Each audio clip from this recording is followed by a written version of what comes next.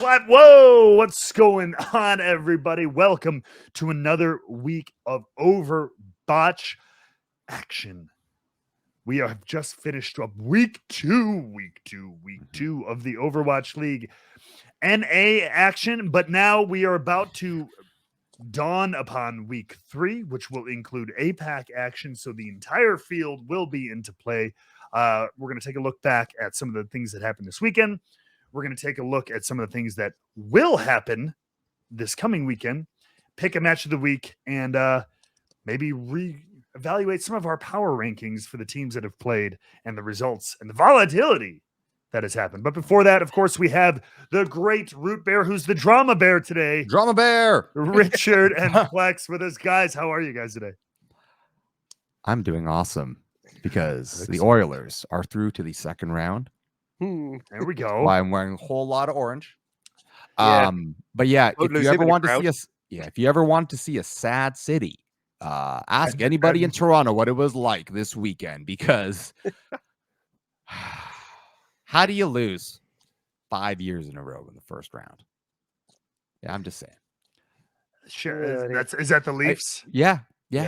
I mean, I knew it was going to happen. Remember when I joked about, like, it's okay to be optimistic, but don't get your hopes up. Like, come on, right? yeah. And then, but crazy thing though, and and then we'll hop right into it. It was nuts because I thought it's a great example. Like, if you just watch that game, it's a good example if you ever want to see a team lose its fight at the end. And you see that sometimes. You see this in all competition, and it really, you saw it happening in real time. And then it was just madness. And then the craziest thing though was that Mitch Marner, one of our players, I mean, he's an awesome player. Did a ton of work, really awesome charity work with my friend's niece before she passed away from cancer. But just like an awesome human being. He got carjacked yesterday.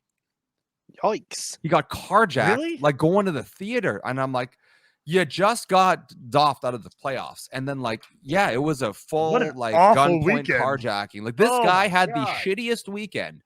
So please, let's give some love to Mitch Marner, because he is my favorite Maple Leaf. So please, Mitch, the boys at the OverBOTCH podcast. Yeah, you have our dude. I get that. Yeah. Hey, random dudes you've never heard of. The math champion says Marner knows. Marner played for London, right? Like London Knights, in his OHL days. So you got to see him against Saginaw, Michigan. So props for being someone who's aware of the awesomeness of junior hockey. I am a Greyhounds fan, but I'll let this one go because that's pretty awesome.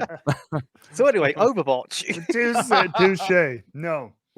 I will say, if there's one sport I would watch, it would probably be hockey, just because it's a fun one. But we kick out. I mean, nothing too fancy here. Like, here we are, week 2. Crazy. The volatility continues. Which is everyone's pick'ems.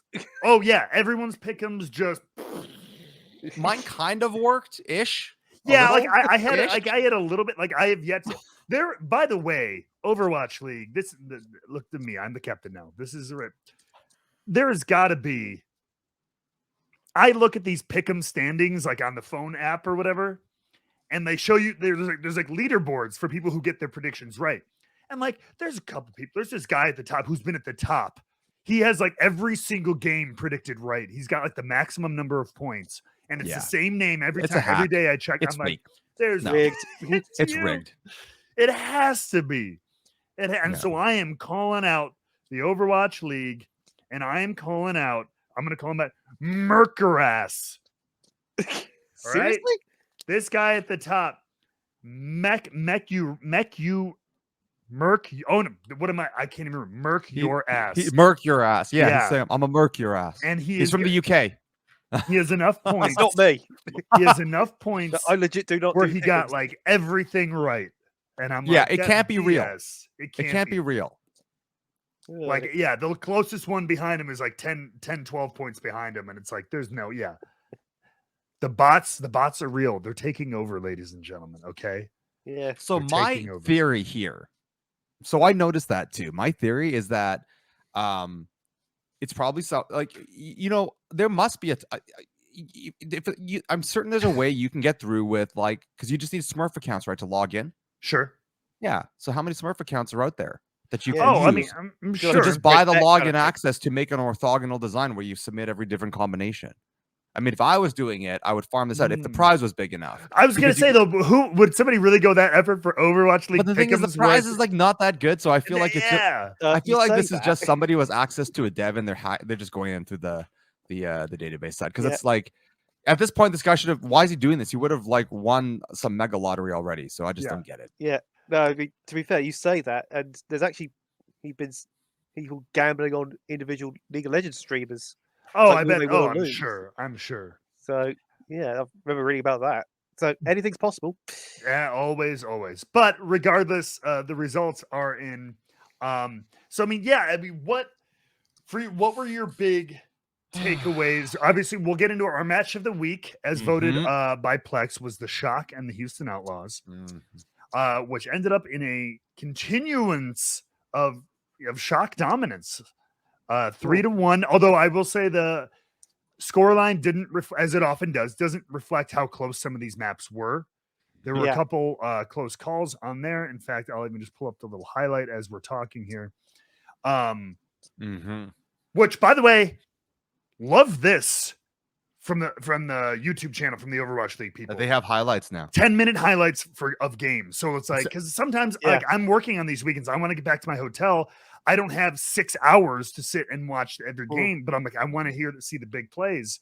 So they have them for, I'm not sure if it's every single game, but most of the games. I believe so. I mean, they did this in 2019 as well, but they stopped doing it for some reason.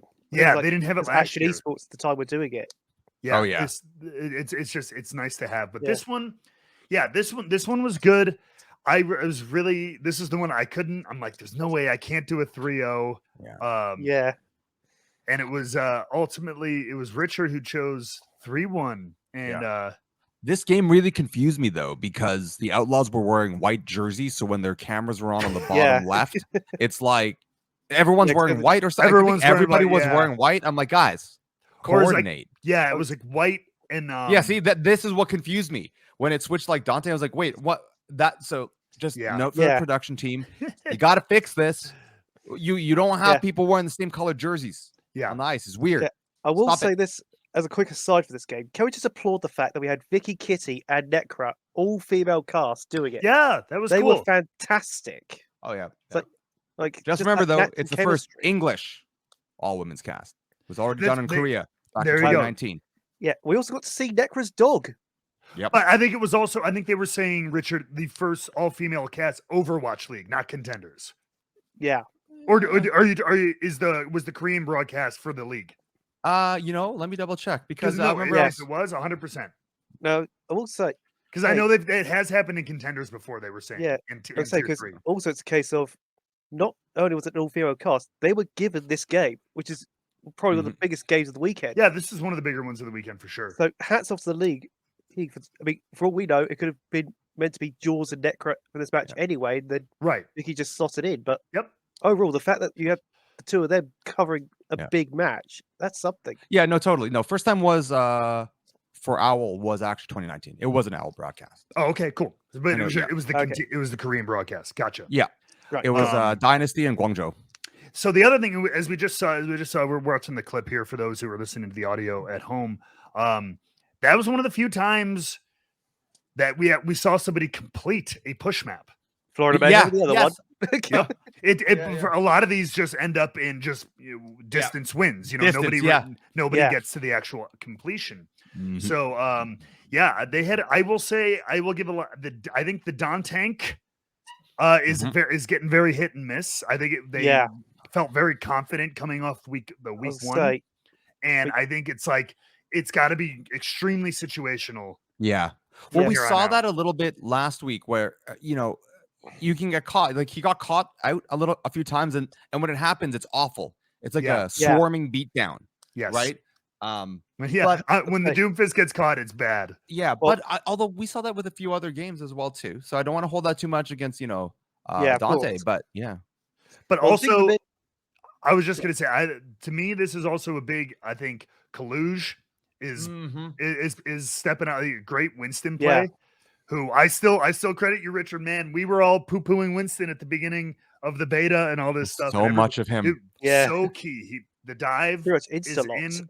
Yep. His finishing long distance tickler, I always think is funny when he's like, because he used to just be tickle, tickle, tickle. Like I was like tickle, and I was like tickle, tickle. Like it's like weird. But you do see a little finishes like on the exit. It's a really cool way to. And I agree. I was playing a little bit, and unfortunately, the beta ends today. For those who don't wait, know, it ends today. It ends in. Quick, get in there. I know it. Ends okay, everyone, get in the game right now. 30 minutes. It ends in 30 minutes. It's okay. So. Yeah, no, the Winston, the distance shot, it's not a killer, but it's like, if you dive in and you can, trickle people down to, quarter health or something, and then dive away and want a finishing blow, it actually is very useful. Oh, I know. It's Winston. I always joke it's like Winston's goodbye, like electric middle finger. It's like he goes out and he's like, peace. And so here we're watching Midtown here. This is Merritt here. Mm-hmm. Merritt showed up. Was popping the hell off. And Iris had another great day overall. They really proven to be a damn good. Iris is great, super awesome. This game was wild. Like it was a good game. I mean, but I gotta say, like, again, full disclosure, folks, I feel like I'm still relearning elements because of the game, because there are some elements that I don't know why they're doing things a certain way. But I'll bring that up when we talk about the XL match, because there was something there. But again, I'd love to hear people's feedback, because I'm a very average player. And can't be any more average than me. Yes, well, but I'm looking for like consistency, because you figure it out in game systems, and I just don't understand some things. So Plex, you got to help me out here. I'll try. But I mean, just a quick thing on the shot. One thing I noticed, and I'll get into this a little bit more when we discuss Mayhem, because obviously they play the Outlaws as well. Right. Notice how Finn played. Finn's job was to pressure Dante. Mm-hmm. And I think Finn was playing really well in shutting him down. Because the second the Shock saw the Don tank, you could tell they immediately made the adaptations, not just in terms of the composition, but how they played the composition as well. Yeah. It's like they knew, okay, Dante's going to be engaging in this fashion. Let's prepare for that accordingly. Yeah, and the Houston have been playing, especially when Dante is on the Doomfist. They play very fast. They play very aggressive, and so if you can catch them off guard, especially those honest sleeps to a Doom tank are devastating. Yeah, and especially when they're pushing up fast and pushing up heavy. Mm-hmm. Yeah, especially if it doesn't have Meteor Strike to get out of there as soon as possible. Yes, that's just what you get out of jail free card. Yeah, your other one is your your now combo seismic slam, but the cooldown is pretty significant compared to like a Winston jump. So like, I think it has what does a seismic have? I think it's like a 7 second cooldown. I think Winston jump has like a 4 second cooldown or something. So they put on a pretty hard defense, and then I forget which map it was. Was it this? I think. Yeah, this one went really close. This one went 1-1. This is the Ilios Control. I think they went 1-1. Yeah, and I think realistically, that's down to the fact that each point played to the strengths of each comp. Yes, it's like the more narrow corridors favor the Doomfist on Lighthouse, whereas look at Well and on Ruins, that would favor the Winston version. So I think realistically, the geometry of the map was what made that so competitive. Yeah, very. So like this is one of those ones that easily, depending on what the map layout would have been, or like just matters of inches, as I like to say, could have easily gone Houston's way. Could have been a 3-2. It could have been, but man, like I can't deny, and we'll get into this after we kind of shift. We're gonna kind of reconstruct. We're gonna try to agree on a power ranking for NA. Man, Shock. They're very, very impressive. Yeah. Really scary, actually. Yeah, despite a total rebuild. Yeah, and Violet not being on his main role as well.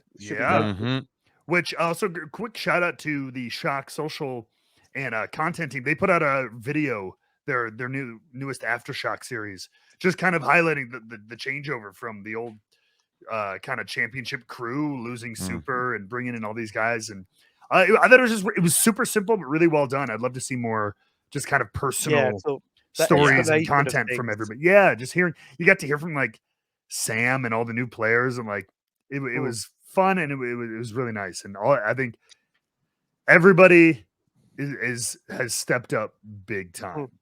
Yeah, and just a quick thing on the meta while I think about it.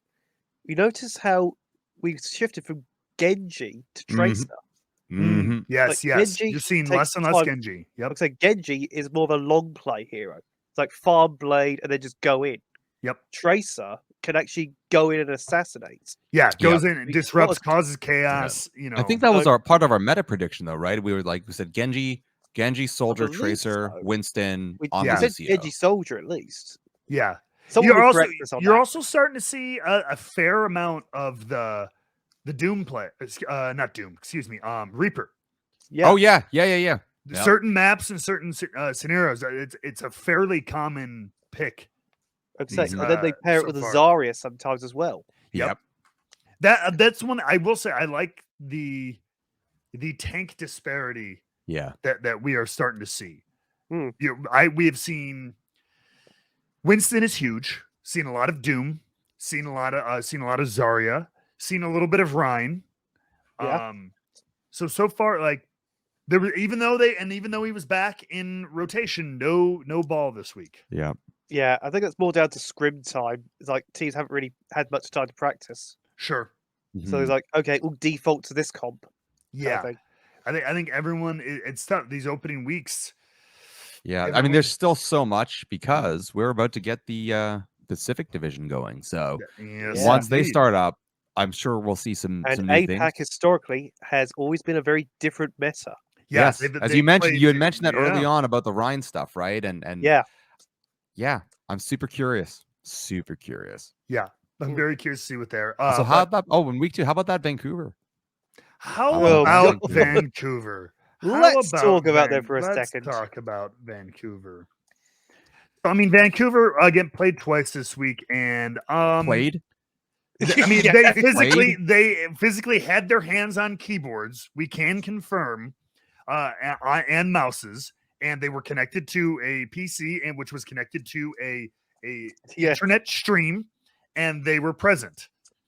I mean, I will say, along with NYXL. That was. It was rough. It was rough. So that reminded me of when we do like community pugs with the Venoms with 5DV. Yeah. And like we're like messing around, and exactly as Lamath Champion says, Vancouver just hasn't been the same. Yeah, since the Sedin's retired. Yeah. And it's true that city has never really recovered. Yeah. Let's say there was a stat I saw. I think he obviously tweeted out. Reinforce had tweeted that out. Yeah. Like, but he's right. Since they dropped the runaway roster, that one. Going into the season, I believe it was 6-35. Yeah. They won 6. It's kind of crazy. Lost 35. And I'm thinking to myself, that is just crazy. I mean, last year they only won one match. Yeah. Yeah. I mean, you think about it, their entire brand is built off of being losers. I'm just saying, like, hey, we got breadsticks, we got this. I'm like, guys, you're not the Hartford Whalers, from like 1992, who along with Quebec, Nordiques, you're like, yeah, we're the 2 worst teams in the league. We're just bad. You're guaranteed to win against us. I know. Like, what are you, Norwich City? Like, stop it. You stop it right now. Stop it. But here's the thing: the players themselves, you saw some like moments of just good play, like individual talent is there, and I think Reinforce's point was absolutely right. It's that this is the kind of thing where we typically would question, what's going on with an organization, with the management, with what exactly is going on. I still remember when look, here's some inside baseball. I still remember when Defiant were in their first season, and I met up with Roki, and I showed him around town because, I always joke, my missus, she still jokes about this. She goes like, we went to K-Town and we made a housewarming gift for him because the poor guy was surrounded by pizza boxes at the time. And I showed him like where to get his laundry done and where to get this. And he didn't have a SIM card. And I used to joke, though, how do you not have a SIM card for your phone when Bell is one of your sponsors? That's like having AT&T or Verizon is your sponsor, but your team doesn't have phones. So he couldn't use maps. So I showed him like because I lived across the street from him, but it kind of makes you wonder about, again, I just don't know what the state and the teams distributed and split up as well too. So it kind of makes you wonder, like, I'm not even going to pin this on Vancouver, but you do kind of wonder like where we are looking in terms of what the reality is in terms of how a team in that type of situation can effectively be managed. Yeah. You know, because you have stressors and you've got concerns and you can't read that if you're not together as a unit, and you're up against teams that it's like you're living in a flat, you're together. And I actually feel like that is you know, we can joke about Vancouver. I'll do it first, of course, but I do feel like what we're seeing is, you know, we're sending them in like it's like what a contenders team is like. You're just made up of folks who have a similar goal, but you're up against the fact that other people have infrastructure and support and systems that can help you out. There is nothing that can replace that. That team environment. I don't care what, even in video games where you're playing on a machine and you're not like on a court or something like. But there's something about being in the same room, scrimming together in the same room. You know, again, being coached in the same, having that connection. That it's such one of those intangible things, but it's very, very real. Yeah, absolutely. It's the little things you don't speak about. I mean, it's like when Mayhem mentioned that they had a team chef as well in 2020. Oh yeah. Yeah, I mean, but that was like back in the days where people cared about the health of their players because nobody has their chefs anymore. Remember, those are all those amenities that got removed, along with contracts that lasted longer than 15 days, along with all sorts of other things that were all heavily marketed at the beginning of this league that have all quietly gone away. Yes. And no one seems to be upset about, and we're just cheering all the way. Yeah. Well, last I checked, Mayhem still had their chef. She's now assistant team manager as well. So, well, there you go. That's one hell of a chef. Holy cow! That's managing the team, and that person is more powerful than all of us. We must bow down and just in awe. That's actually amazing. I love that. But no, it's a little thing. Vancouver. It's a shame because the players, they've got the skill, you know, and you see like Shockwave is awesome, and you know, I'll always support Aspire, not just Aspire, but he's fantastic. You saw some of those. Like, it's there. It just doesn't come together. Is scary on his game. Yes. Massa is scary on his game. Yes. Shockwave. I will say, of the rookies, Scarippa, the flex support, he's really good. Yeah. They've got the talent. It's just a case of what is preventing them from putting it all together, kind of thing. And that's kind of what I thought was interesting because that game against New York was so weird. It was just so weird. And it was one of those times where, like, you know, the casters, you know, break that fourth wall. They were almost confused.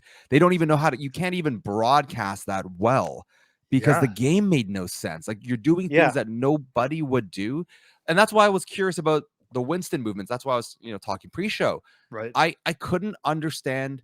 Like, I've never seen so many like low angle jumps with Winston's where they jump past the team. So you don't even get the impact damage. And now you're just behind and there's like, you're out of line of sight. So you're just dead.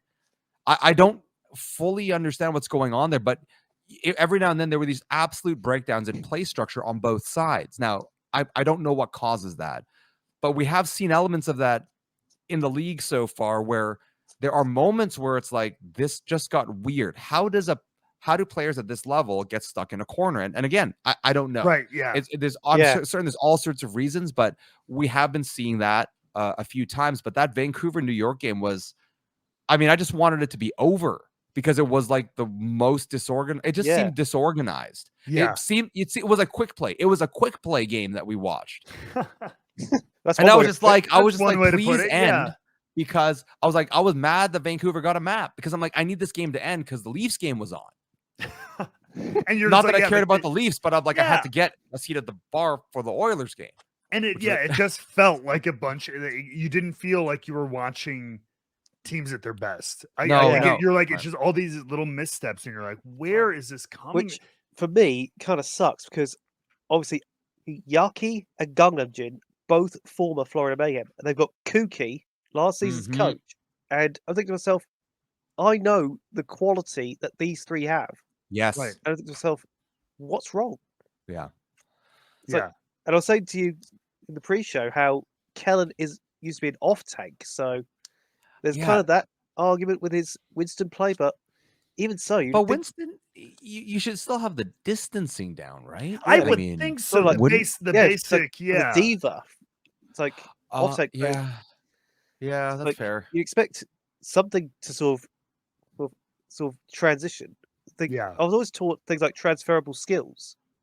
It's like you can take it's like skills from one part of your life, transfer to another. So you think to yourself, okay, he used to be an off tank, so you expect Diva with the rocket boosts that would transfer to like a Winston jump, but it's kind of weird. You can't really put your finger on it, like you say. Yeah, no, I get that, and it was a weird, but yeah, it was. I got this game. Yeah, this is a perfect breakdown. Like nothing made sense to me here, but as I said. For those listening, we're looking at the Titans and Excelsior on New Queen Street. We'll say, Richard, that whole dive Kellen you picked up on, I didn't even notice. He jumps past folks and always seems to be soloing things. It was weird. And why did why did people keep waking up sleeping primal Winstons who were nano? I noticed that too. It's like when there's a gigantic glowing electrical monkey in front of you and he's sleeping, maybe don't shoot him. It is his whole electrical thing. He's on a timer, so just let him sleep and you will have less to worry about. And just whether an accident or something, like, why are you targeting? It did happen a lot. I was laughing. Even the casters had mentioned that. I think it was Matt goes, and then they woke him up. Why? And that's the thing. When casters do get sort of, they're at a loss for words. That was sort of the thing that I picked up on this game. It's that they were genuinely confused, and they weren't just being memeing on it and joking about it. There were moments where you could tell they didn't know how to describe it because it didn't make sense. And I'm hoping it's just like, again, some jitter, some comp problems. Because I still you see greatness in those teams. That's the thing. Both of individual moments of oh my god, shoot, look at them pop off. Like Flora does crazy stuff, and actually Kellen had some great plays as well too. And again, but maybe this goes back a little bit to that early talk we had about just our thoughts on Overwatch 2, and that this game is a lot more unforgiving, and we're used to seeing a game that was somewhat forgiving at times, right? And it just follows that we're going to see this put on full display. And I think especially at the pro level as well, especially for the tanks. I think with that one tank with less shield, you're not pushing in with an off tank or whatever. You're all on your own, and so if you're an overly aggressive tank, which is your job is still to make that space. Like if you're just leaving your healers behind, you're diving in like you think you should, like you normally would, accompanied by a Diva or a Zarya bubble or something, and you just get caught out of position. It's way easier to get just dropped. And not just that, it's a case of, let's say one tank goes down, the second tank would be able to protect the team. At least kind of maybe hold things off until you can get back or whatever. But now, I mean, between that and it's like if the tank goes down or if your backline goes down, it's call it for that, back off. That's the team fight. Yeah. This is crazy. But it was a weird one. It was weird. It was a weird one. But the one, to me, one of the highlights of the week, I think there's a reason there was a double points pick'em on it, was kind of the battle of the NA Titans in the Fuel and the Gladiators. This was one a lot of people wanted to see because these are the two that have been kind of sifting around the tops of people's power rankings from preseason, even through opening week. There were like, despite losses and the missteps from both teams, everyone's like, they on paper, these are the strong teams. These are the strong teams. So finally got to see them. And this was a hell of a back and forth contest. And one thing I liked about Gladiators in this match was Kevster Arns as a damage duo. I mean, yes. Padapan came into the league with all this hype, and I don't know, I've been a little bit disappointed with it. I've been underwhelmed. I'm not saying we'll never say like, oh, he's the shits or something like that, but just like not having the pop off performances. I think like a lot of people expected. And plus, with him in the roster, he basically was stuck on Genji comps. Yeah. But with Arns in the lineup, and Kevster is probably one of the most flexible players in the league outside of Fletter. Yeah. I mean, whatever Arns picks up, Kev still pick up the other. I mean, you're seeing here in these highlights, he went from Genji to Tracer and Echo. I mean, Kevster for me, I think, is a low key candidate for MVP if Gladiators do well. Dude, Kevster's that great. good. Awesome. Kevster's a machine, and Ons has been above expectation. I think a lot of people were, I'm not going to say washed, but we're like, hey, he's past his peaks, is what a lot of people said. I'd say he exploded onto the scene in 2020, and then when he came back in 2021, they were like, okay. It was like it wasn't the same Ons who was clicking heads the year before and stuff. But he's said about Reiner, I think is doing a damn good job at saying good. Have we even seen Space? Yes. Maybe like once or twice. I believe he came in for one map. I think it was like a Circuit Royale for Sigma. So I can't remember the exact map. Which is so interesting because I think so many people, given his experience and capability on off tank, I think every preseason, everyone was expecting Space to be like the leader of the team. You know, like he's going to be the main tank. But with totally understandable, Reiner, who was a main tank, a contender's main tank, has been pretty much leading the charge. Yeah, and a player to pick up on is Shu. I mean, Shu has been really stable in the background. I mean, keep in mind he's got a different support partner every once in a while. Like Lucio player is Funny Astro. Anything else is skewed. Right. So Shu not only has to play his game, but he has to remember he's with a different support partner each time. Yeah, which I think is really good for him. The other part of it, I think, Dallas, despite this ended up, again, for those who didn't see, spoiler or whatever, this ended up being a reverse sweep for Dallas. LA went up 2-0, and then Dallas came back. I mean, everybody was doing good. I think Edison is kind of hit or miss. I think they're not having the greatest start to the season. Yeah. Outside of a few moments. Yeah. I don't know.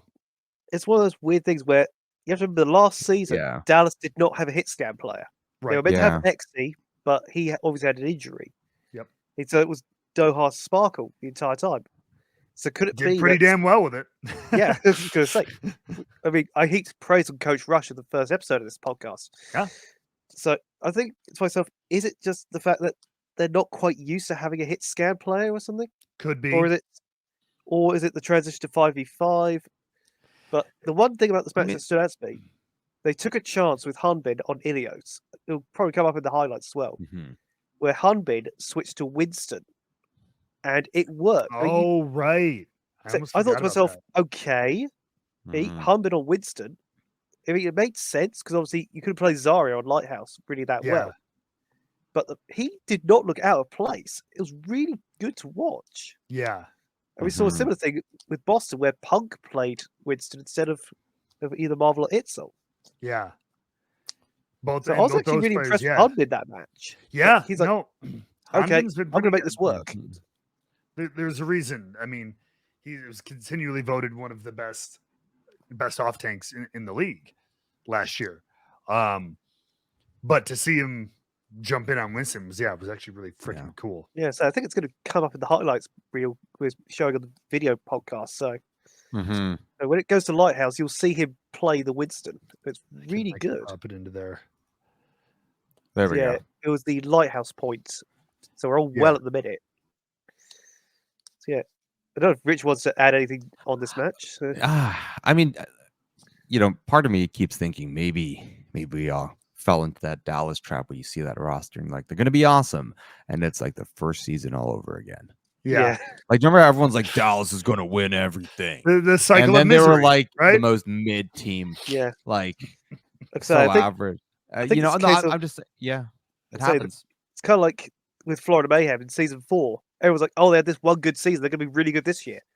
And then it's sort of I think Dallas could potentially fall into that trap as well. Yeah, I think that's one thing that's tough in, this league and esports in general, I think, is unlike, let's say American football, where sometimes, you have these players, sometimes players are on teams for, God, look at Brett Favre, right? I mean, he's on the team for 5, 10, 15 years. Like, you have these squads and these star players here. God, sometimes you're switching. Occasionally, number one, the league by itself is only a couple of years old. So even at best, your most seasoned players have been here for a couple of years. But you're switching teams. So like this idea of like franchise dominance, I'm like, unless you have some really crazy special sauce, I mean, you're seeing player turnover a lot. And especially coming into this, that's why everyone was like, well, same team from last year, so they should be good. But I'm like, there is so much different about this game that they are. I think they'll be one of the most capable teams to adjust as the meta switches because of the talent and the coaching and everything involved. But they're not this automatic dominant that everyone thought they would be. Yeah. So they've also got to adapt to a new main support as well, because last year it was Jexay. Yep. This year you got Sprouts Chio. Yes. So you've got a new sort of player in the engine room, so to speak. Yeah. But with that said, I'm going to move on to let's take a look. Our power rankings ravaged, destroyed. You do have our originals? Still? I may somewhere. I'm saying, damn it! I was hoping you had lost them. Oh no! I saved them. I was going to say, because I saved Richard those. did with his heart, so to speak. Yes. Oh, yes, he did, and then some.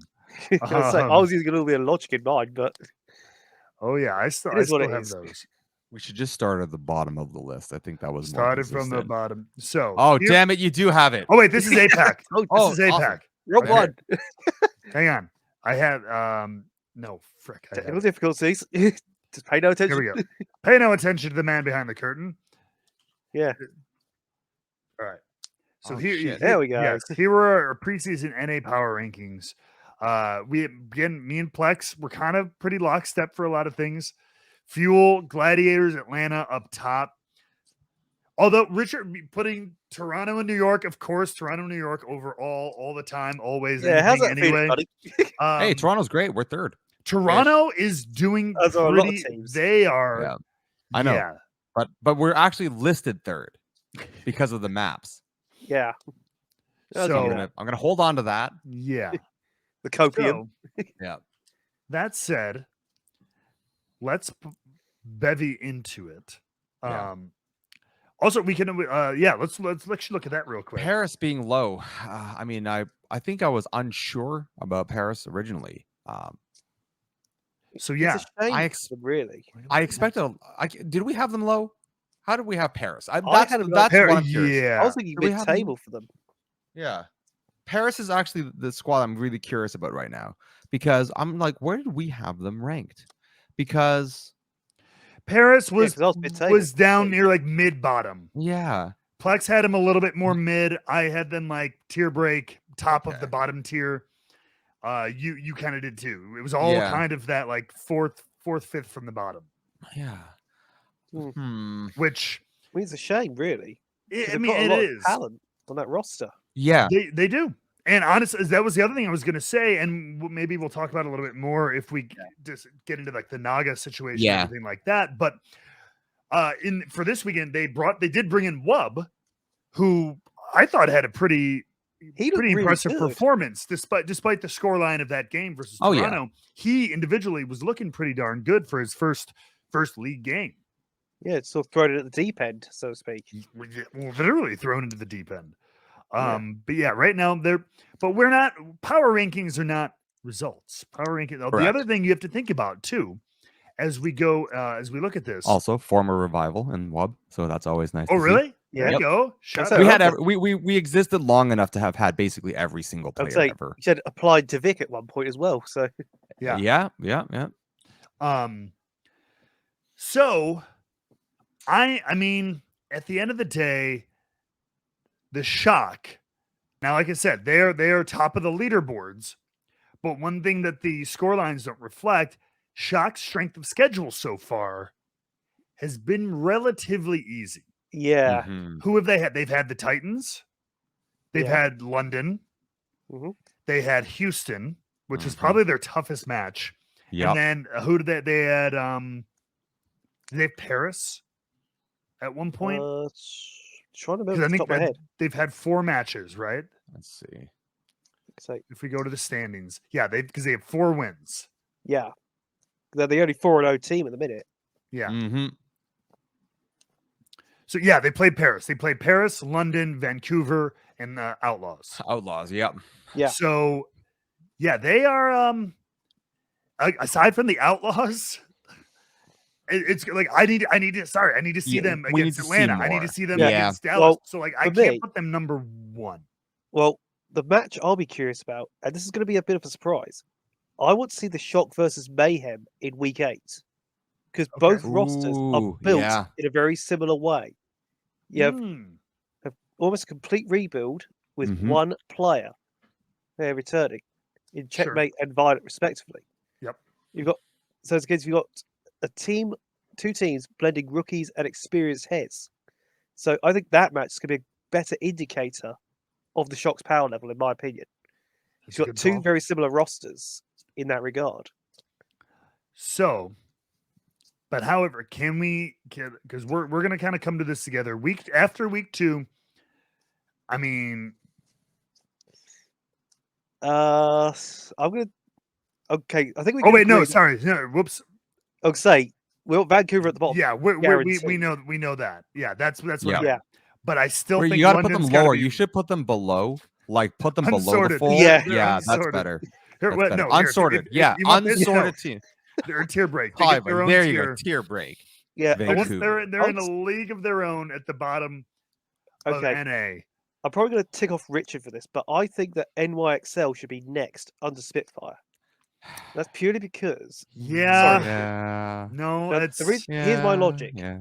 London Spitfire, week 1, they were forcing the Reinhardt comp, and at times it didn't work. They came back last week and they looked a lot better. They did look, yes. And it looks like they've learned from that first week, and they look really good. And then also on top of that, they brought Shax in to play the dive, and oh boy, we all know what Shax can do on Tracer. And Hardy busted out the Winston, didn't he? Yeah, Hardy on Winston, which was doing it because they were looking like Ryan One Tricks week 1. Yeah, so I'd say New York into Spitfire as next up. Yeah. I would probably. Well, I mean, it's like but then there's Paris had a tough. So I think we'll say New York, Paris, London. In that order. Yeah, I could see that. You know, it's kind of like when we had like I don't know. I might the low ranking Mets. You know, I feel like I want to put New York over Paris. I mean, New York is a better city than Paris.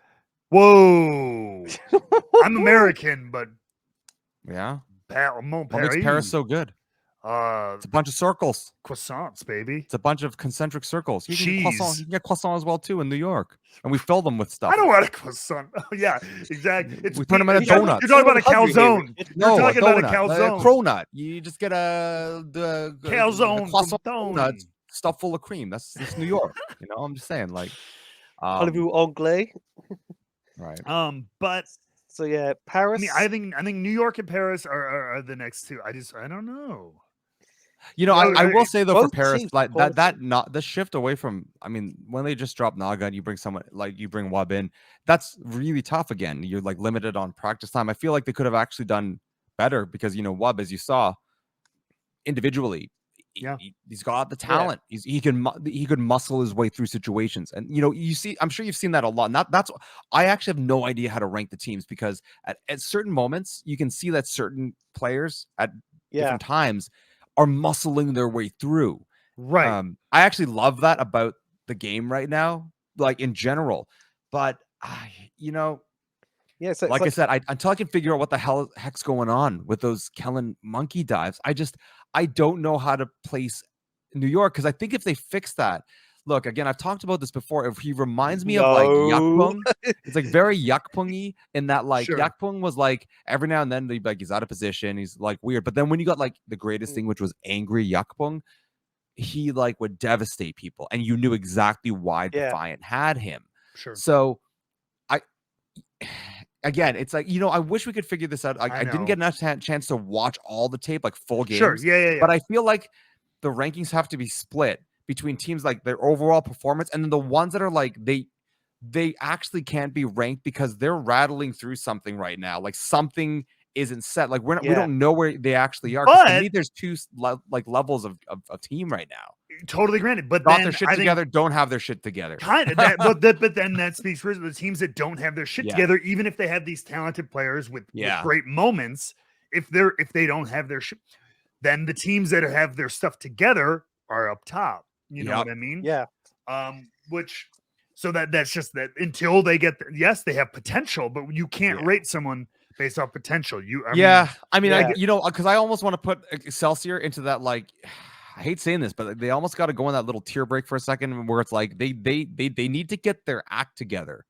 I think so too. Yeah. And also, like, why, if I can just say, like, what was with the whole thing where they're like, yo, we support Mayor Eric Adams. Remember Excelsior? Like, what? Like, this is how you know everybody on that on comms team, you're a bunch of townies. Like, you are not from New York. You don't know anything about New York. You've never been there because you don't celebrate the mayor, let alone that guy. I'm just saying. Like, he does not have a lot of fans. It is obviously a 100%. I know it's part of the optics, and I think it's awesome they have the grant, the new program, right? Yeah, which is a couple awesome. $1 million into video game design and stuff. If you ever wanted to, like, not make a good connection with a New Yorker, it's with a campaign like that.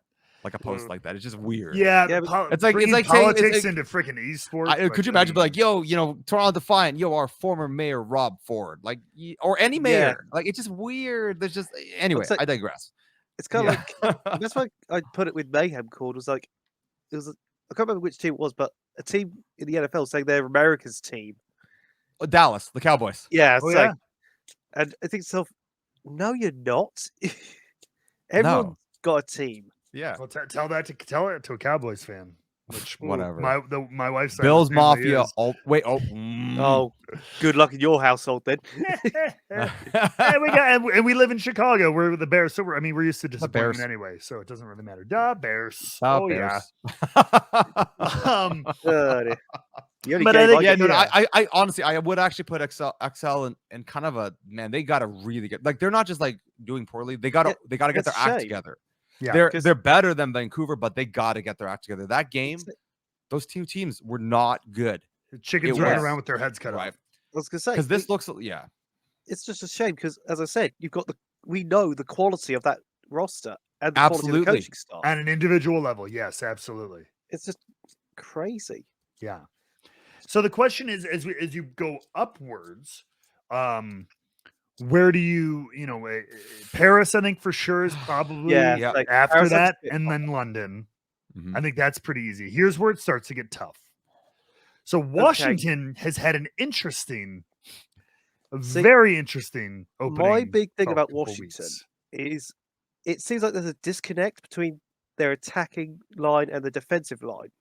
It's like there are times where you see Mag, Decay, and Happy doing their thing, and then all of a sudden, their supports are down.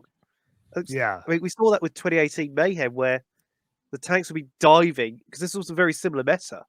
It's like you had the dive going in, and then all of a sudden, you see Zupa and Zebaside to take it out. Like, wait a second.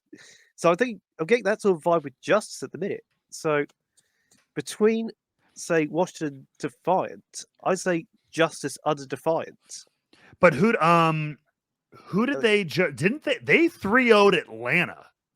Yeah, which is very bizarre. Which is nightmare fuel for anybody who is looking at these teams preseason and like, this was just here I'm just saying this is here by default, but there's a lot of people who made this prediction. Yeah. Atlanta Reign on top. And Justice, that's kind of like, that was almost like the Houston Dallas thing where it was like, what? Are we talking fluke? Are we talking signs of flashes of brilliance? Because Decay on his game is able to take over this. Happy's the same thing, but if you how often are they on their game? It's also a case of when you look at the rosters and how they're built. Yep. If Justice don't have Decay and Happy on form, what else do they have? And I don't see much else. I mean, with Defiant, they've got Hisu and Finale, for example. But if they're not performing, you still have Twilight, you still have Hotbar, you still have who's their main tag at the minute? I'm trying to think who it is. So Justice? No, for Define. Toronto. One other. Muse, right? Muse, yeah, that's it. It's like if one player isn't performing, the rest of the team can then step up. I don't see that with Justice. It's like it's kind of all in on Happy and Decay. Yeah, I agree that they're in this very weird hit or miss situation. The question here though is for me, so like I think we're pretty solid. Like I said, the bottom is the bottom. Then Paris and London are kind of fighting for that upper bottom. As we break into the middle here, Washington is this very weird back and forth. And then you have someone like Boston though, who's had so some also very weird luck. And I put Boston in between Justice and Define. Really. You put Boston above Washington now? Yeah, purely because they do have that extra emphasis. Like, yes, they've got Striker, Valentine, and Victoria, but they also have Crimzo in the back. Yeah, but they had so much trouble against Vancouver. Yeah, I mean it's a weird one. No, I feel like their performance against Vancouver means that they got a little bit more like very low, like bad, like they have a lower trash point to drop to. Yeah, I think the problem is their variance. I think their variance drops lower. That's my only judgment. Margin of error. Yeah. I think they have a little bit more variance. I think they can. I think they'll solve for that 100%. But that game should not have gone on that long. Also, I mean they dropped 2 maps to Vancouver. Yeah, though, and they were tight at the end. Like it was like, and they lost to London. Yeah, right. Yeah, I mean, but it's a weird one because you could put Justice and Boston pretty much on the same level, but for different reasons. It's like I feel like Justice has less variance though right now. I feel like Justice has a little bit more upside. Yeah. I do. I think it's weird. And also Boston's it's Boston. He's spoken like a true New Yorker. Like, I mean, I like the fact that they teamed up with Oxygen. You know, much respect to Chris Gronkowski, super awesome guy. Let me do film a ridiculous commercial with them. And plus, I have to say that because his like biceps are the size of my like quads. But you know what? Like, I again, they got to figure some stuff out because they had no business having that much trouble because they're a much better team. Yeah, I will say, if Justice can figure out that disconnect between their attacking line and the defensive line, I would put them higher. Yeah, no, that's and fair. Justice That's also fair. Justice opened the season with a 3-1 over Toronto. I forgot about that. Quiet, but yes, quiet. We were figuring things out. I think Justice go above Boston. Yeah. I'll go with you there. I'll be magnanimous in that. Okay. So now comes the tricky bit. Yeah, now we're getting really into the middle here. This is no idea. So we'll put a tier break in now above Defiant, I'd say. Absolutely. Above Defiant? Above Defiant, above them, yeah. Yeah, that's slot. I mean, there. I wouldn't put it there, but you know, Flex is the voice of reason here. So Toronto also. Am I though? Hey, you said the name right. You said Toronto. Toronto. You don't say the T. Oh, Toronto. Stop it. Stop. It's like Louisville, Kentucky, Louisville. Okay, how do you pronounce? Louisville? Okay, there's a quick tangent here. This always bugs me when Americans pronounce Leicester City. You always pronounce it Leicester. Oh yeah. Wait, I remember my first time when reading it. It looks really. Like, yeah. Oh, you know what though? I learned very quickly. Yeah, you'll be happy to know that. But we also say like lieutenant here, not lieutenant. I've heard that. Yeah. I know. The Americans always say lieutenant. Yeah. She tastes like cigarettes. Just my British voice speaking. Yeah. Okay. This is really tricky, man. This is where it gets tough. Okay. I mean, I will say of that group, I'd put Florida Mayhem near the bottom of that group. I mean, I think at the end of the day, I think them and Outlaws in a way. I would say them and Outlaws are punching for like the bottom of the upper tier. Yeah, they both have had also rans, as it were. Yeah. But Atlanta is weird too, though. I mean, Atlanta has had a very I mean, on Mayhem Outlaws, just for a second. So I went back and watched that game, and it was clear that Mayhem came in with a strategy with the checkmate Sombra. Yeah. Against the Elves, and while it didn't work on Colosseo, when it came in on the main 2 maps, like it was Li Jiang and New Queen Street, checkmate did not look out of place. It looked like they were well drilled in how to do it. And the positional play was fantastic. I mean, Mr. X brought up in the commentary how they were picking where to pick the fights. Yes. Yes, we'll lose the fight at point X so that we can win the fight in point Y, so to speak. Yeah. It was just really good play. And Houston, to me, I would put it's kind of interchangeable between Mayhem and Outlaws at that lower bracket. Yeah. But I want to see Houston run more than the Doomfist comps. Whenever they've not been playing the Doomfist, they've looked so much weaker. Yes, I agree with not that. A knock on Piggy or anything like that. No, I agree. And if we're talking about the tank lines, I like. I'll be honest. There's so much volatility with like Piggy hasn't played a lot, and like I don't think his main tanks are great. And then Dante is literally he's one trick, which is fine. He's a fantastic Doomfist, but that doesn't leave you a lot of flexibility. And I think someone has been doing has impressed me as far as the tank sector more than the Outlaws tanks. It's also not just that, you've also got Majed behind him as well. Majed has been popping off on Ana, but if I'm going between Majed and Iris, I'm going to Iris every day. Yeah, say it's a weird one, but in terms of tank lines, I mean, someone very flexible. Yes. Then what's even scarier is they have Adam on the bench ready to go if needs be. Right. And for what I've seen, he's a decent player as well. He was meant to be on the 2021 LA Valiant before they decided to nuke the roster. Well, there you go. So there's that. I mean, I'm okay with it like this. We have Outlaws coming at 1, 2, 3, 4, 5. Outlaws at 6, Florida at 5. But this is one of those ones where it's like tomorrow it switches, right? I'd say if Outlaws can show more variance in their compositions outside of the Dante Doomfist, and actually look good on it, we might have to rediscuss it. I agree with that. But as it stands, Mayhem have the edge. I think so. I think they've looked more exciting too. I think they've looked more a little bit interesting, more flexible as well. I mean, Jake actually praised the Mayhem after their match. I don't know if you saw that tweet. He was saying how they are the best team of rookies in the league, but it's one of. Yeah, and that push map that closed it all out. I mean, God, it was 52.18 to 52.19. Like, so awesome. Yeah. So friggin' awesome. Yeah. I love games like that. Yeah. Not just as a Mayhem fan, but I feels got to be lower. I'm just saying. Yeah. Okay. Hear me out. I feel like Fuel, Mayhem, Outlaws are all equally potential and all in that slightly lower band. Really? Explain yourself, sir. Dallas? I wouldn't like. So you're saying like dropping Dallas to like down here? I don't know.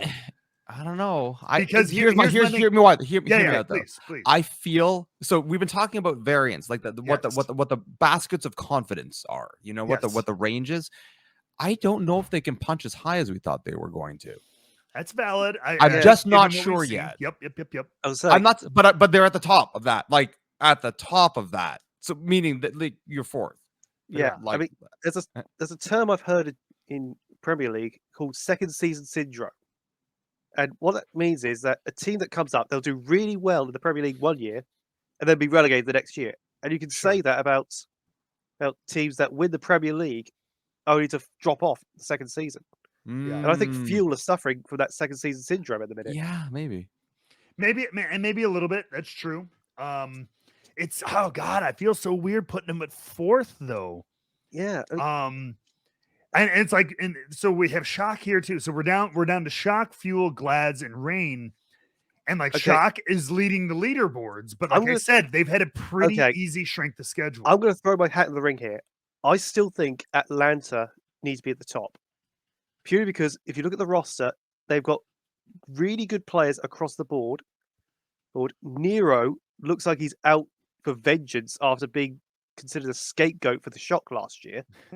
Kai has been scary. Yeah, Kai's cracked. We know that. OG and Ultraviolet, they do not look out of place. No, they've got the previous synergy from their previous team. And they've really come in after Master and Iris left. And then you got Hawk in the tank position, just going on Zarya. And you've got two solid. You've got your tanks covered between Hawk and Gator. Yeah, and I believe strongly. They've still got Speedily to come back in as well. I can't remember who else they've got. I think they've got another player. There's that Washington game though really threw me for a loop though. I don't know how, like 3-0, like whatever, Washington getting a surprising win is one thing, but just straight up sweep. Yeah. Can you just bring up the Atlanta roster? I'm not sure if you can, because I want to say there's another player other than Speedily on the bench. You've got Gator, Speedily, and who else? Venom. That's it. Yeah. I don't know what position, what sort of heroes he plays, but the fact that they've got players beyond who we've seen so far, that's actually pretty scary. Yeah. I mean, so it makes you wonder, if this starting roster's that good, what are the bench players like? Well, I mean, obviously Speedily is not of age yet and has been very hyped up in contenders, and everyone's talking like, "Oh, Speedily's gonna come in and wipe and drown the league with his blood," like kind of like this second coming. Yeah, they said that about like Sparkle and right, and I'm sure he'll be great. But also, it's like he's not showing up until I heard like August at the earliest. So it's like you got to get through half your season first. You can't. You can just deadlift an entire season, and then by that point, he's got to try and get Kai and Nero to be benched as well. And those two have looked really good. Right. Absolutely. So it's like I kind of agree. I mean, I feel like Atlanta could be on top. I mean, did Glads have any? I'm trying to think about how many if they had any like bad losses. Do they have any like gnarly losses? They had the reverse sweep against Dallas. They're undefeated as well. Oh wait, except for Dallas. That's right. That's a reverse sweep. But that was still, I mean, it was close, 3-2. But they also had they had New York, they had Boston, and then Dallas. So I think they could maybe not be as. I think realistically, if Gladiators stick with Arns and Kevster as their damage line, I'd put them higher. It's when Patapan comes in. No disrespect to the guy, but no, I hear that. I agree with that. So that's the caveat I'd put in. But based on form, I'd say Shock second, followed by Gladiators. And then Fuel in fourth. Yeah. Which I know that's kind of what Richard was saying anyway as well. The caveat I have with Shock is I want to see their match against the Mayhem. Yes. I mean, again, I need to see them against anybody except this bottom. Houston was the one. But the rest of it has been these bottom level teams. Yeah. And it's also the case of I've noticed that Shock haven't really changed their play style from last year. It's still that style of play that Krusty coaches. Mm-hmm. And I just think to myself, okay, you're adapting it to 5v5. That's great and all, but where's the plan B? Well, so far nobody's had an answer for it. So it's one of those if it ain't broke, don't fix it kind of thing. Yeah. Then you look at the Florida Mayhem. They clearly went in with the Houston game plan. The big question is going to be who's going to be the team that goes, oh, wait, we know this is coming. We're going to counter it. Yeah. You know what I mean? For Shock. Moving back to the Mayhem, when they played against Houston, they brought in the Sombra to help deal with Dante. Yeah. Because when Sombra hacks a target now, she deals extra damage. And EMP takes away a chunk of the target's health as well. So that Sombra play, they struggle against. Okay, so that's something I actually picked up on during the match. Fair enough. I think I could actually see Gunbar doing a similar thing for the Shock. That's what I would expect. So are we pretty good with the standings as these are? Atlanta up top. Atlanta, Shock, Glads, Fuel. Glads, Fuel, I think are interchangeable at this point in time. Glads, Fuel. Yeah. I mean, look, we got the Royal Family. They got a great supporter club in Atlanta, so that's pretty cool. Shockwaves Shock has SF Shockwaves. They're pretty awesome folks. Very good at barbecue as well too. All of this comes into play. They're great cooks. Good venues. Some like cool like barcades there. Gladiators have an atrocious system for how they manage their support group by just making it a corporate marketing wing. So I guess they can be third. And then who else did we have? Fuel. Yeah, they got Firewall 214. Not bad. Good, decent folks. We got Chaos Crew's not around anymore, but their former lead is actually at Mayhem, so that's pretty cool. And then of course Lone Star Vanguard with the Outlaws. Yeah, you know what? That's actually this makes sense. Okay. I do like the Vanguard higher, you know. Put it back. Save. It's safe. Yeah, no, I think that's fair. You know, Plex, like again, when it comes to these levels, I'm like, there's a certain nuance that I know I'm still missing. I think it'll take me the entire stage to really get a handle on the new play style. Yeah, and I have to think that other fans eye-opening. I have to think that other folks watching the games, I can't be the only person who feels this way, where it's there's so much relearning going on. I'm starting to see some of these trends, some of these patterns, but I feel like I got to get to this stage. Plus, we need more games on balanced schedules, because you are right about the opponents being a little bit squishy sometimes, right? Some of these are given to be squash matches, so you know it's going to happen. But I think Glads are pretty wild. But I think Rain probably pound for pound is probably they've got showed us the most roster. Complete roster, and they faced complete situations. Their situations are more rounded out. So I think that's totally fair. Even in match 1 against the Mayhem threw him a curveball of the Reinhardt comp on Eichenwald, and they dealt with that. Right? Yeah. Also, True. As much as people hated it, the Roadhog comp was again a curveball to the Atlanta Raid, and they dealt with it really well. Yeah, I don't think it was the right curveball, but it was a curveball. You know what I mean? Yeah, no, 100%. Like they seem like they're ready for anything kind of a scenario, except for the Washington Justice, apparently. Yeah, but well, hopefully, that is a weird fluke. But yeah, I'm pretty good with that. I think you're right, Richard. Until stage 1 is complete and everybody's kind of played everybody at least, and like we're down to like championship rounds, that's when your children become men. Playoff hockey, baby. Everything changes when the playoffs hit. It should be noted that on the next tournament there will also be a brand new patch, so we don't know what the meta is going to be like. True. That's right. When eventually they're going to get that updated patch in, because they're still playing on basically beta 1, right? Beta patch 1. Minus Wrecking Ball. Yeah, that's right. And so pretty soon if it stays in long enough, they'll get the Sweet Chin Music Zenyatta. They'll get Super Kickin' Zenyatta. You're damn right. They're gonna get what were some of the other changes? I know Winston got a buff, I believe. I know they buffed Sojourn as well. And I think they buffed Sojourn. I think they nerf Soldier a little bit. I think they did. Don't know too much. It was damage per second, like DPS, or like damage per shot was brought down. It was from 5 to 4 per bullet or whatever. It was something. It was something pretty smaller there, but still very much. I think it's still pretty viable. Somebody else got.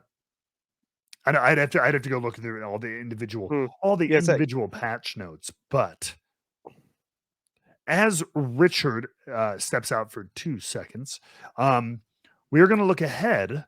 We'll start, and then he can join in when he gets back. Oh, and there he is. He's back. Okay, I'm just quickly looking up the patch notes, just out of curiosity. Oh yeah.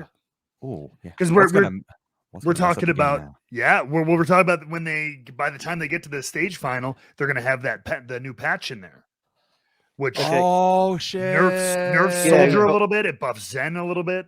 We've got the kick. Okay, so I've got it here. So Baptiste regenerative burst getting a change, so it now heals 50 instantly and 50 over time instead of 100 over time, but no longer heals Baptiste for double. Mercy, the changing Guardian Angel, so you can do the super jump. Oh, this is the Harrier meta might come into play. Yeah, Soldier she never has to touch the ground anymore, ladies and gentlemen. Soldier got the buff, and that's it according to what I've got here. Okay. So obviously the Zen change and stuff must have been on the previous one. Yes. So I've got that coming up. Because I think on the same one that there was, so that was the newest one. Because there was one before that too. So there's been 2 patches, I think, 2 updates. So I've got that coming up now. Yeah.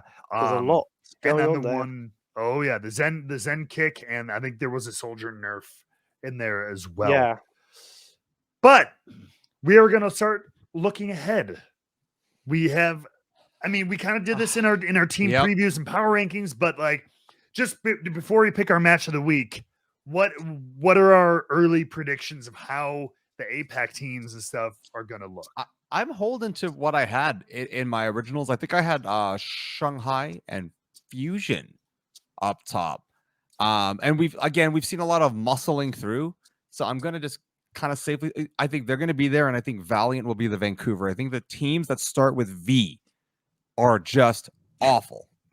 So you're just against all the V's. Any team that starts with V, you are bad. Yeah.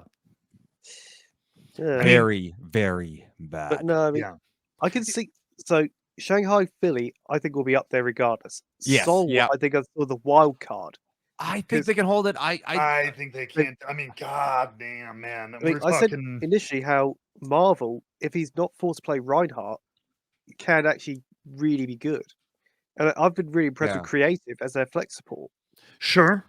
So my fear is that like there's going to be some meta that's going to come out of APAC that like, oh, they all run Diva, and we're like, what? You know? Yeah. But they discovered Orisa. They just start destroying. Yeah, you never know. Maybe they've come up with an Orisa angle. I don't know. But it's been like weighing on me, Plex, ever since you talked about that how they do play differently. They always have done. And I'm super. I don't know. Damn it! I wish I was paid more attention to like Apex back in the day. You know, I'd have a little bit more to say here. That's why I mean, that's what kind of makes me. I'm kind of in the same boat as you. I'm like, I don't have that as much depth of knowledge. I know a little bit from last year and stuff like that, and from a little bit of my research. But yeah, that's why I'm kind of excited to see. And also, as weird as I'm like, they have like, call it a disadvantage, but I call it a little bit. They have a little bit of a 2-week like, kind of. They can kind of look over at NA to see what's working, what's not. And if they can adapt, but like generally speaking, I think there have been some changes. We saw Chengdu's had some volatility. They kept Leave, which is their kind of key player. Aprita is gone though, who was kind of a lot of people hyping up Aprita as part of that DPS line, of course. I've been seeing conflicting reports how it's because Chengdu's parent company is in trouble. So yes. So that may have been a factor. I don't know the exact stories, but that's what I've been hearing. So take it as you will. Oh yeah, and we talked about that a little bit. But Charge just picked up Faraway, right? Yeah, from Hunters on the way. I'm surprised nobody picked up Aprita, which is kind of wild. Yeah, maybe Valiant will. Who knows? I mean, 18 million DPS players. I would say because I'm not saying Faraway is a good player. The problem is he was only ever really brought in for Zenyatta. Yeah. So my question is, if he's asked to play something like a Moira, an Ana, or a Baptiste, can he keep up? Sure. Because like I said, they only brought him in really for Zenyatta. But I mean, do Charge have? I'm trying to think, who else do they have on their sports? Do they have people who can cover? Maybe he's a Zen specialist, and if Zen becomes meta with some of these patches, I assume that's how they end up using him. So yeah, I'm just gonna never know. Look at their roster. So and I think it's still Valiant. I think it's still is going to struggle. Although I'm ready for Dia to pop off, and I'm ready to be a no-hill believer if he can make something of this scrappy. Okay, here we go. So deal. So the support line for Guangzhou next year is going to be Faraway, Molly, and Unique. Oh, that's right, Molly and Unique. So, I mean, like I said, he could kind of just be like that Zen specialist. Yeah. And didn't Philly literally, I believe today or yesterday just announced was MN3? Did they just did a full roster announcement. They've already announced the players. They just like, hey, this is our squad. Because okay, I wasn't sure if that announcement the MN3 thing is that it was new or not.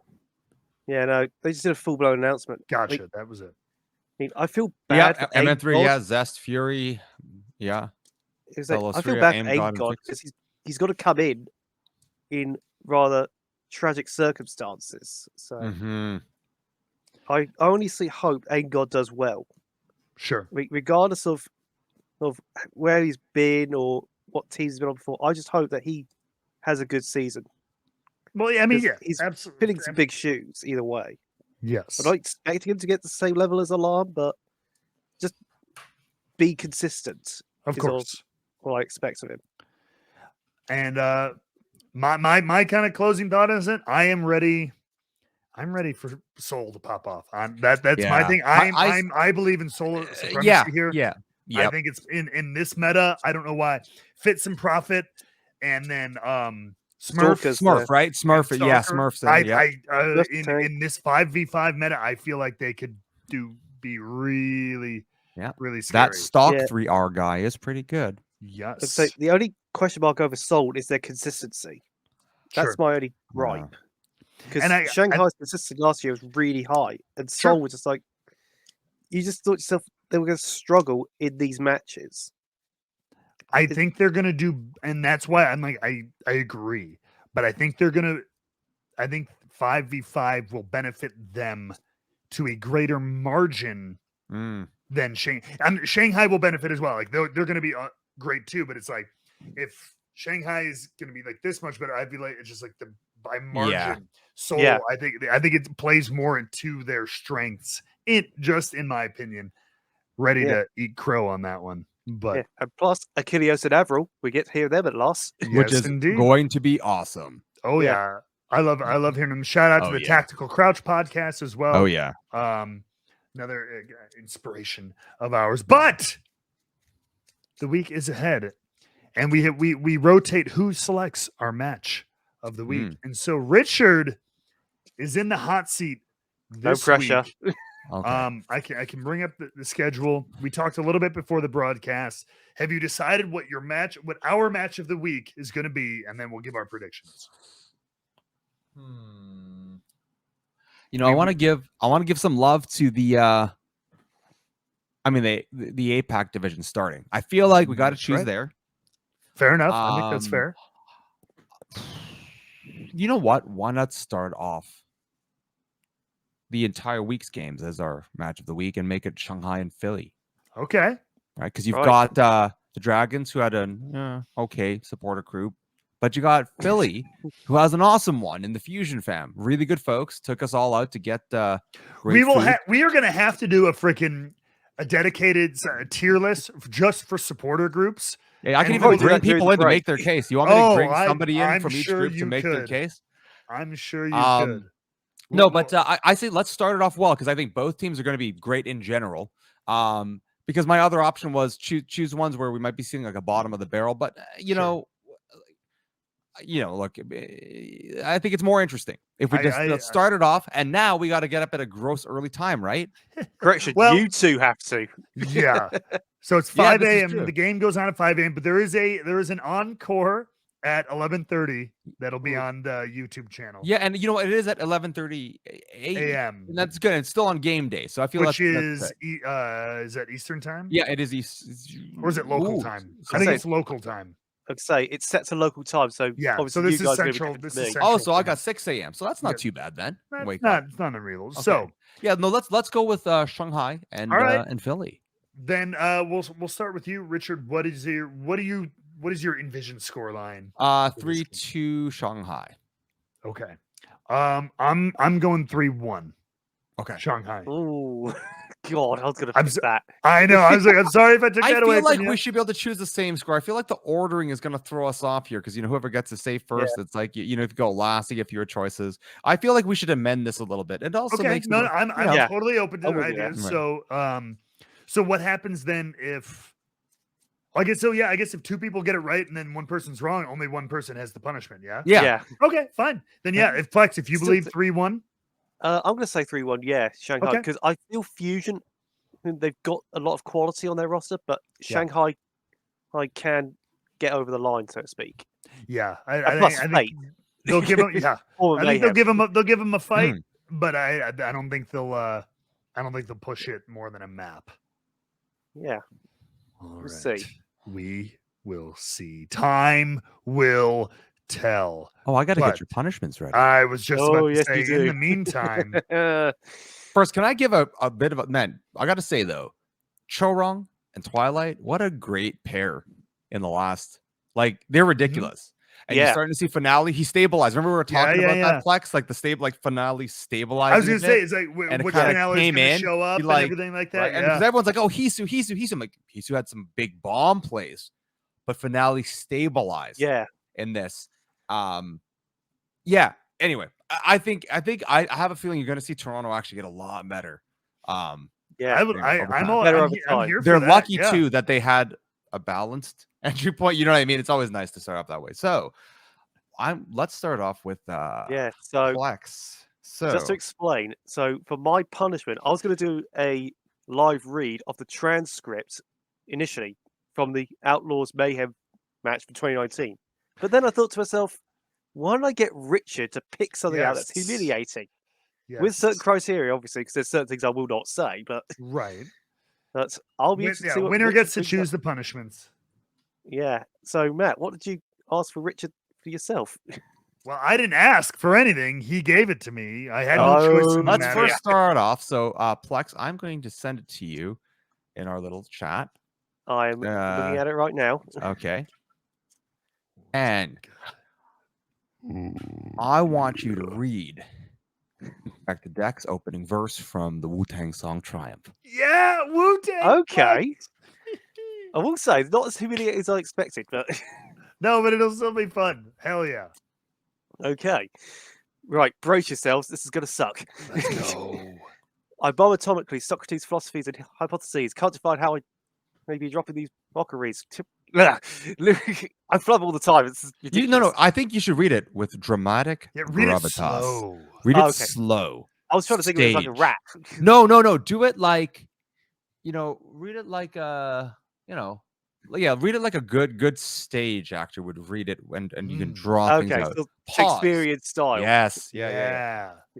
I bomb atomically Socrates' philosophies and hypotheses. Can't define how I be dropping these mockeries. Lyrically perform armed robbery. Flee with the lottery. Possibly they spotted me. You're putting me off, Matt. Battle-scarred Shogun. Explosion with my pen hits tremendous.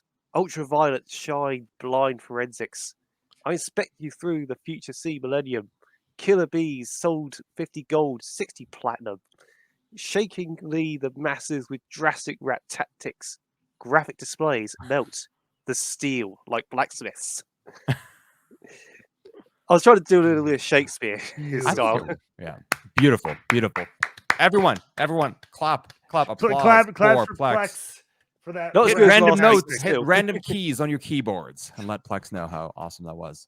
Yeah, not as good as last week, but I'll take it. Considering I should point out that I was doing that blind, so yeah, that's actually quite a good read. Inspect Deck is actually, it's tricky to read through Wu-Tang, like Wu lyrics, because of the structuring of the lyrics, and because the pacing and so much of the slang is based off of, it's all 5%er slang from New York, so it's actually really hard to land in the wordplay and the twist, and that's their signature. Actually, you read that really well for somebody who had to read it right off the cuff. You're gonna hate me for this, but I've never actually listened to Wu-Tang Clan's song either. So, well, there you go. It's the first time for everything, baby. Yeah, that's all right. That's all right. Okay, now to make Matt suffer. Go for it. So, what did you? All right. So what have you got for him? He's explained this to me because I should point out I have no clue what this is. Okay. So again, for those listening on the audio only version, I have our good friend from Advanced GG. You can use !advance in my Twitch chat, or go to Advanced GG and use the code DKMAT to save more you know on some wonderful Advanced GG. So we have Mango, who is a stuffed version of one of our lovely Mango Splash flavors, and so he's like a little mascot kind of thing that Richard helped conceptualize and create.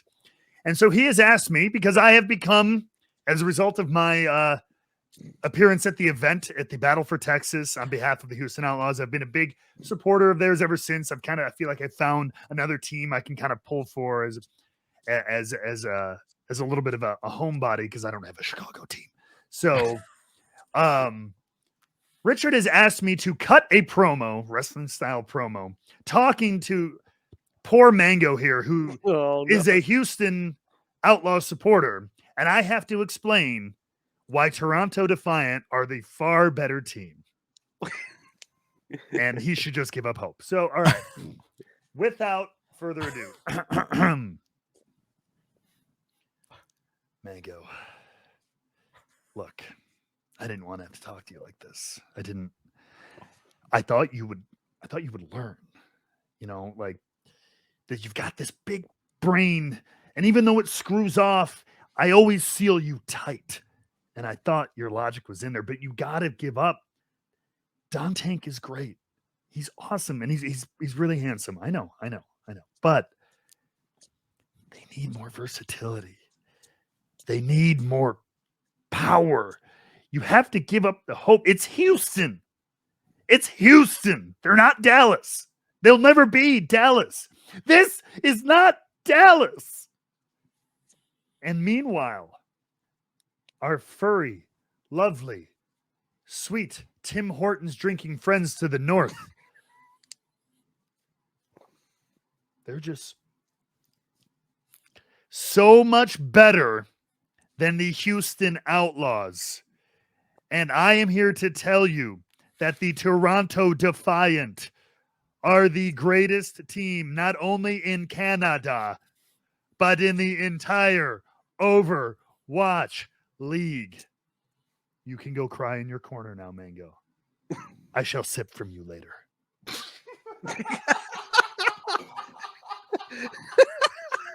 You just broke Richard with that last line. What is my life? That was very awesome. weird, apparently. Oh my God. You're right there, Richard. That was off the cuff too. I don't even know what I blacked out. That is the true talent of anybody who's gone through wrestling. And this is a guy. And this guy on your screens right now calls professional wrestling for a living. Yeah. Yeah. So that was beautiful, man. I'm sending that to every related social media manager. That Do I it. know. That's going to Houston. It's going to Toronto. It's going to Advanced. And I'm sure yeah. So, Richard, out of curiosity, who do you think did it better? Who had the better? I mean, Matt did say he was going to sip from the open head of a plush mascot. You know, there's some sort of darkness there, I feel, hidden in the. Oh, there's a lot. But I will say, to be honest, actually, Plex, I think you being able to read through for a cold read of an inspected deck opening, that is hard. It is really hard. That I would say that actually was pretty incredible. Most people will stumble a lot. Touche. Yeah. Here. This close, but this, yeah, it's a game of inches, folks. Now, if he had kissed Mango. Save it. I've completed my punishment. Yeah. Now you're getting ideas for the next one. Well, it turns out if me and Plex have the same guess for this week's match of the week, if we're both wrong, I know. I might end up making out with this damn thing. So, but look at his face. Look at how cute his face is. He is. And look at his dangly little legs. It's like the SpongeBob when in the movie, the SpongeBob movie, when the princess holds him up. Yeah. And he has boots. He has little booties. He does have little booties. It is a very, very cute. I never thought I would say a supplement jar was cute, but you found a way, give it a little kawaii goodness, and it's very, very cute. But merchandising, ladies and gentlemen. Absolutely. Yeah. Wait, Jay is saying we know all too well about your hidden darkness. Oh, Jay, because I live in Chicago, Jay thinks I'm a murderer because he thinks we're all murderers here. So, I mean, well, he's not wrong. You also make your hot dogs funny. Only because you boil them. You boil them in the big water urns. Yeah. It's weird. That's a debate for another time. No, I love the toppings on a Chicago hot dog, but the problem is you boil the sausage and you steam the bun so it's like chewy. It's soft. But it's do you want it crispy? Yes. I like a grilled hot dog. Don't get me wrong. I'm with you. I like a grilled hot dog as well. But boiling like a Frank. Okay, I get that. It's the sauce. Like when they're big, it's just like weird that they're the big ones. Yeah. Somebody save me from this. So because it's like, okay, so like in Toronto, our whole thing is all the sausages. We mainly get sausages instead of like Franks, right? Sure. And basically you get they're already sort of pre-cooked because all of our everything's pre, and then you do cross cuts through the top, so you kind of open up the sausage, and then you always cook everything on a grill, like an open grill. So we barbecue everything, and then you get your like choice of like you get all the things on the Chicago dog, right? So what we do in Toronto is you don't choose, like you typically, like COVID stopped it a bit, I think it's coming back now, but there's a wall of like your own condiments. So you want to put like bacon bits and sauerkraut and corn relish and ketchup and mustard for whatever reason because you're crazy, or like mayo. You want to put like sriracha. You want to you just put it all on. Yeah. But it's like got a snap and it's grilled and you render out some of the fat. It's awesome. And And I love the Chicago hot dog because it's like a salad on a hot dog. It's really tasty. But I always thought it's weird that you like steam. Oh, and we grill the bread to toast it. And I always thought it's weird that you boil the sausage and you steam the bread, so it's just like mushy. We don't boil sausage. You don't boil sausage. You only boil the franks. Oh yeah, sorry. You boil, yeah, but in the open boiler, it always seems because we finish our hot dogs also on the grill. It's just like kind of chewy, right? Yeah, no, I don't get me wrong. I like a grilled dog better. Like a chili dog, I get it because you need it to actually be squishy, otherwise it'll explode. Right. I totally get that. I always thought it's a shame because it's like the whole like sliced tomato thing. I've always thought is really cool, and like the one long pickle, and like the long pepper that you always put in. And like you put it like crosswise, like someone making an Italian, like a salad at a bad pizza joint. Like why do they cut the carrots that way? Why do they? Thank you for listening to OverBOTCH, everybody. Yeah, let's just get out here. No, we'll hang out for a second, but for now, for those listening at home and everything like that, thank you again very much for tuning in.